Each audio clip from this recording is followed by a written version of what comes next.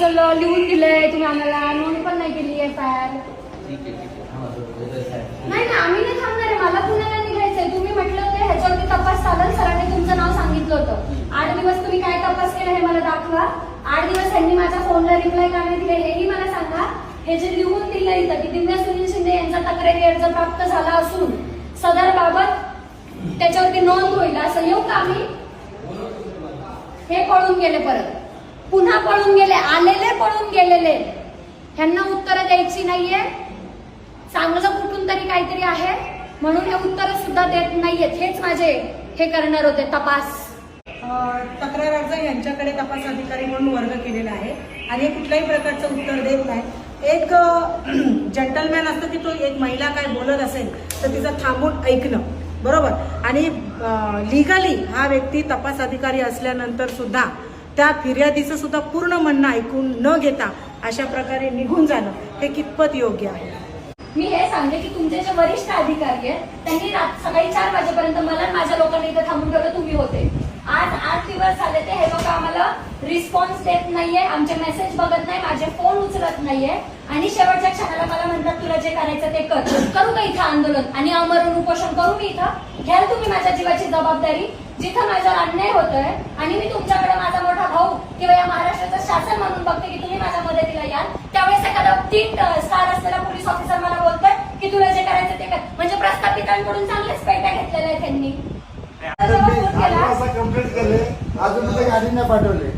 11 वाजता अजून कंप्लेंट गाडी नाही आली. काय पॉलिटिशियन आले, पॉलिटिशियन बरखास्त करायला पाहिजे.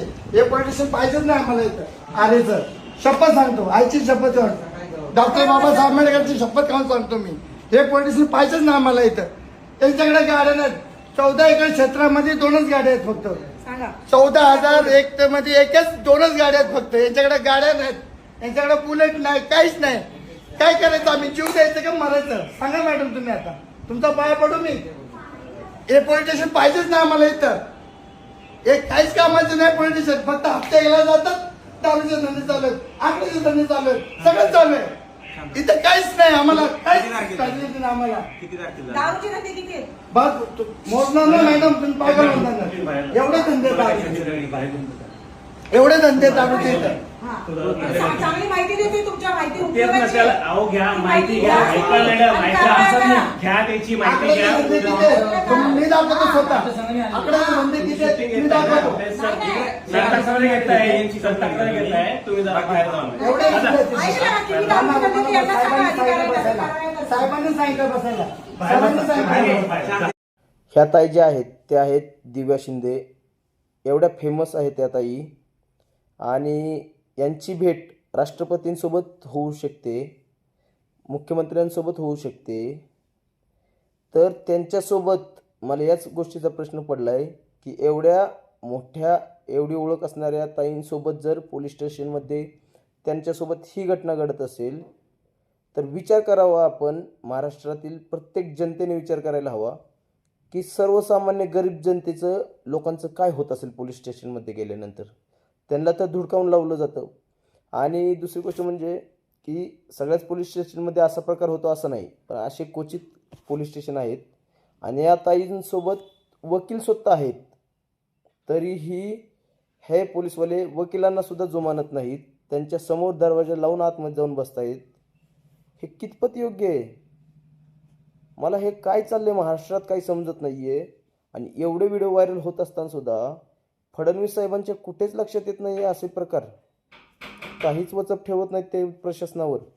आणि एवढ्या गोष्टी घडत असतानासुद्धा कुठेही या गोष्टींचा विचार झाला पाहिजे. आणि दुसरी गोष्ट म्हणजे पोलिसांवरती कुठेतरी वचक असायला पाहिजे, दबाव असायला पाहिजे. कारण दबाव हा फक्त राजकारण्यांनी टाकू नये, तो लोकांच्या हितासाठी दबाव असला पाहिजे की लोक आल्यानंतर त्यांचं पूर्ण म्हणणं ऐकून घेतलं पाहिजे आणि योग्य ती कारवाई केली जावी. एवढीच माझी पण म्हणणं आहे. आणि एवढ्या मोठ्या हस्तीला जर असं पोलीस वागत असतील तर सर्वसामान्यांचं खूप हाल वाईट आहेत. दुसरी गोष्ट म्हणजे पोलिसांसमोर बसून एक व्यक्ती म्हणतोय की हे पोलीस स्टेशन आम्हाला नाही पाहिजे, इथे फक्त दारूचे धंदे चालतात, हे पोलीसवाले काही कामाचे नाहीत, हे फक्त हप्ते घ्यायला जातात, हप्ते घेऊन येतात. हे एक व्यक्ती, तक्रार द्यायला आलेला व्यक्ती पोलिसांसमोर जर पोलिसांसमोर त्यांच्यावरती आरोप लावत असेल की हे पोलीस स्टेशन फक्त हप्ते गोळा करण्यासाठी आहे, हे आहे, ते आहे, हे कितपत योग्य आहे? कारण पोलिसांसमोर बसून कोणाची एवढी बोलायची हिंमत नाही. त्या व्यक्तीने हिंमत दाखवली आणि त्याने सगळंच पोलिसांचं उकरून काढलं की हे पोलीसवाले फक्त हप्ता घ्यायला जातात, हे करतात, ते करतात. म्हणजे ही किती लाजिरवाणी गोष्ट आहे याचा विचार सर्वांनी करावा. सगळेच पोलीस स्टेशनमधले पोलीस असे नाहीत, पण असे क्वचित असतात. आणि पोलिसांसमोर ज्याने एवढे उघड केलं धंदे त्यांच्यासोबत पण असं वाईट घडतंय. आणि या ताईंना सोबत एवढे मोठे हस्ते असतानासुद्धा यांच्यासोबतही असं घडतंय. याचा कुठेतरी विचार करायला पाहिजे.